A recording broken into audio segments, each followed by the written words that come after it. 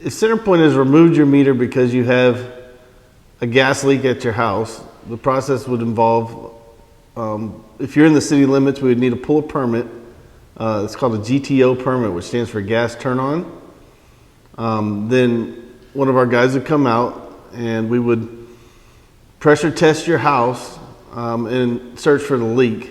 And that involves basically pumping the system up with air pressure and then spraying it down with soap and checking for gas leaks. At that point, we could locate where the leak is. We could make the repair. Then we'd call it back in for inspection. Inspector would come out, check for leaks, and then CenterPoint can come out and put your meter on once it's been released by the city.